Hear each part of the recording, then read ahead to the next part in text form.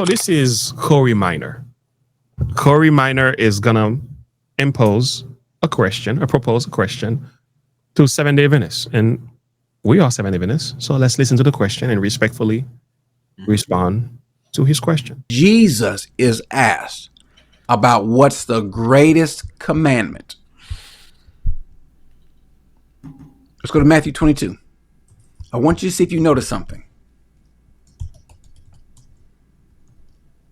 When Jesus is asked this question, notice what he says. He's asked a question starting in verse 35.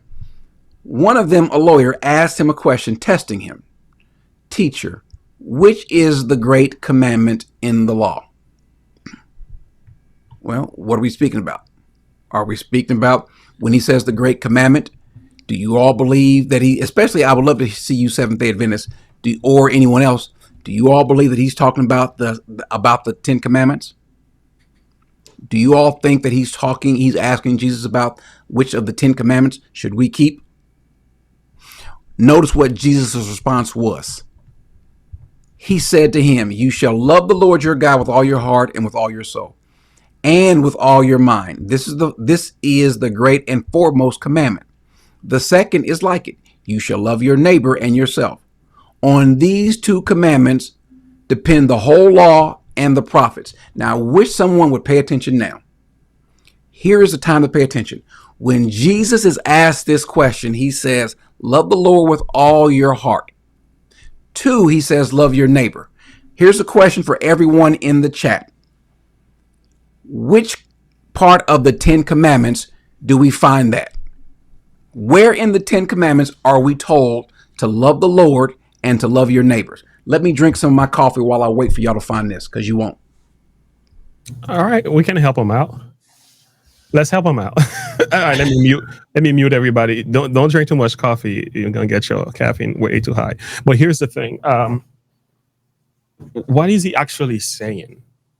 That the 10 commandments in that quotation in Matthew that he just read, Matthew 22, 27, 37, love the Lord your God with all your heart, with all your mind, with all your soul, with all your strength. Love your neighbor as yourself. On these two hangs all the laws and the prophets. No, what he is trying to say, those 2 commandments are not in the 10 commandments. Therefore, you cannot say they have a relationship with the 10 commandments. Really? Okay, so I'm trying to. So when he started off, he made a comment. He said, I guess his question was, and you may have to play it back. It sounds like his question was, when Jesus is answering the question, or the question is being asked, he says, okay, well, what law is being referred to here? Mm-hmm. And I think he said that, and you may have to play it back, but I think that's what he says. Well, what law is he referring to here? All right, let's play it back. Yeah, play right about the 10 commandments. Do you? Yeah. Notice what he says. He's asked a question starting in verse 35. One of them, a lawyer, asked him a question, testing him. A little bit more. Teacher, which? Okay. Notice what the Lord says. Hear, O Israel, the Lord your God is one. And you shall love the Lord your God with all your heart, with all your soul, with all your might. And he wants these to be kept on your heart. Why are you bringing it up, Cory? Why is this important? Here's why this is important. When Jesus is asked about what's the greatest commandment, let's go to Matthew 22. I want you to see if you notice something. When Jesus is asked this question, notice what he says. He's asked a question starting in verse 35. One of them, a lawyer, asked him a question, testing him. Teacher, which is the great commandment in the law? Well, what are we speaking about? Are we speaking about when he says the great commandment? Do you all believe that especially I would love to see you. All right, I think I got what he's saying. I think I'm picking up what he's trying to say, because he quoted Deuteronomy 6. So is he trying to say that in Matthew, when Jesus is addressing the law, he's only referring to Deuteronomy 6, and that has no connection to the Ten Commandments? I think he's saying more than that. He's saying those words are not found in the Ten Commandments. Okay. So, Okay. so going back to what you said, you might be true too, that means they are found somewhere else in the Bible. Okay. Or then the other argument could be these are the new commandments that Jesus gives us, so we can get rid of the 10 now. Okay. I think I see what he's trying to say. Which, okay, so because he asked the question, well, what law are we talking about? My question is, well, there's only one law that would make sense in that context. Mhm. It can't be the ceremonial laws, because the ceremonial laws does not address those two issues, loving God and loving your neighbor as yourself. Right. Now, if he's going to try to make the argument that Jesus is not referring to or not speaking of the Decalogue, the 10 Commandments written in stone, he's only referring to Deuteronomy chapter 6. If you go to Deuteronomy chapter 5, let's do that. you have this whole chapter where God is addressing and repeating the 10 Commandments, the Decalogue, right? Correct. Chapter 6 is a continuation of that conversation. Exactly. And nowhere do you see a separation between what God is saying. If anything, God in chapter 6 is summarizing what he stated to Israel in chapter 5. That's right. That's right. So these two things should not be viewed as separate. No. These two things should not be viewed as two separate things God is dealing with. And I guess if we're just using logic, that doesn't really make sense to me, because it's like, okay, so God is giving the Decalogue, giving the 10 Commandments, then he's giving these other commandments. Hey, by the way, here's some other commandments that's separate from these 10. Make sure you love me and you love your neighbor as yourself. It's like, wait a minute. How are those two things not saying the same thing? That's right. When you go through the first 4, all of that has to do with your relationship with God. Mm-hmm. When you go through the rest of the 6, it has everything to do with your neighbor. That's right. So I'm not seeing where he's making the distinguish or the distinction rather between the two. Mm-hmm. And he's trying to say, oh, well, where in the 10 Commandments does it say that? Well, it doesn't have to. It's explaining it. It's a breakdown of the principle. It's giving you a summary of the 10 Yeah. commandments in two different phases. Like, okay, if you love God, you will keep the first 4. Okay. All right. If you love your neighbor, you will keep the last 6. If I give you instructions on how to build a birdhouse, and I give you step-by-step instructions on how to build that birdhouse, and I said, here you go, here's the instructions, I'm going to come back in 2 hours, and I'm expecting the birdhouse to be built. And I come back, and I said, James, where's the birdhouse? And you're like, oh, well, you never told me to build it. There's no statement or sentence in the instruction says build the birdhouse. Well, it's implied by me giving you the instructions and the step-by-step instructions telling you how to make it. It is implied in me giving it to you. It's instructing you how to do that.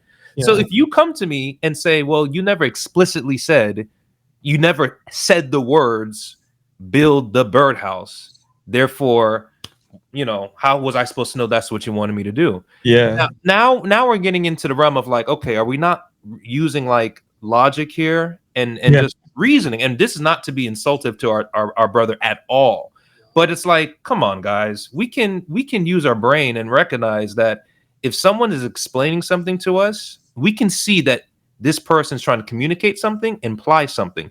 In God laying out the 10 Commandments, you can very easily see that he's trying to express and communicate to us how is it that he wants us to love him and be in a loving relationship with him, and how he wants us to love our neighbor as ourselves. That's right. That's it. This is not, we don't have to jump through hoops and things of this nature. This is, I think it's pretty clear to see that. Yeah, and the word love here is crucial, because in Romans, I want to come back to Deuteronomy. In Romans 13, we have this: love worketh no ill to his neighbor. Therefore, what's that therefore? There you go. Amen. Therefore, love is the fulfilling of the law. So if Yeah. God was to summarize an entire 10 commandments, is one love. Yes. One word, love. God is love. His law is a transcript of his character Yes. of love. Okay, so where was Jesus quoting from? You just give us Deuteronomy chapter 6. Yes. In Jewish writing, this is known as the Shema.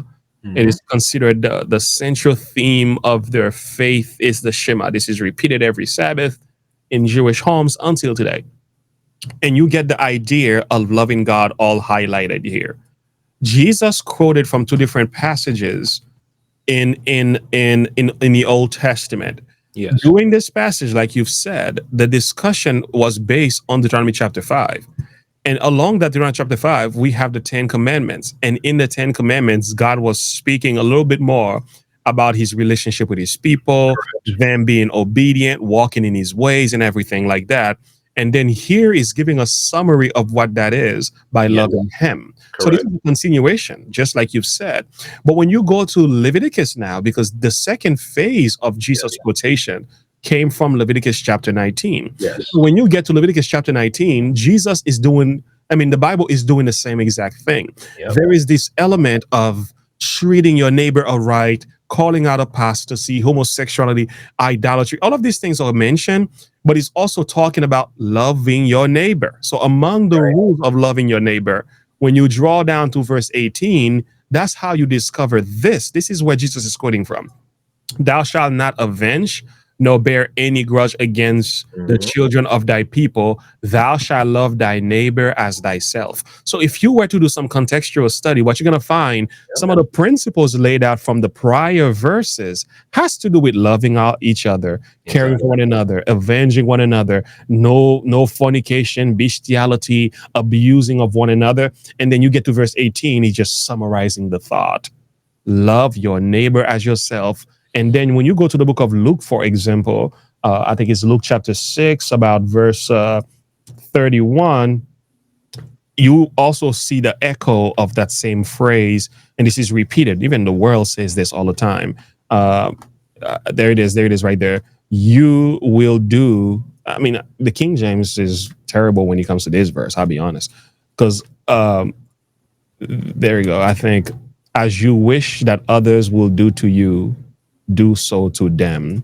Right. Other versions will say, do unto others as you will have them do unto you. And what he's doing also here is similar to, if you love your neighbor as yourself, you wish the best for your neighbor because you see them through your eyes, and knowing that if I don't want it for myself, I don't want it for my neighbor. But what the summary of the thought of that is all highlighted in the last 6 commandments. Like you honor your mother and your father, you don't kill, you don't steal, you don't commit adultery, you don't bear false witness, and you don't covet. Guess what you're doing? You are loving your neighbor as yourself. That's literally what you're doing. And that's the thought that Jesus is just trying to summarize here. So my man is totally missing the mark.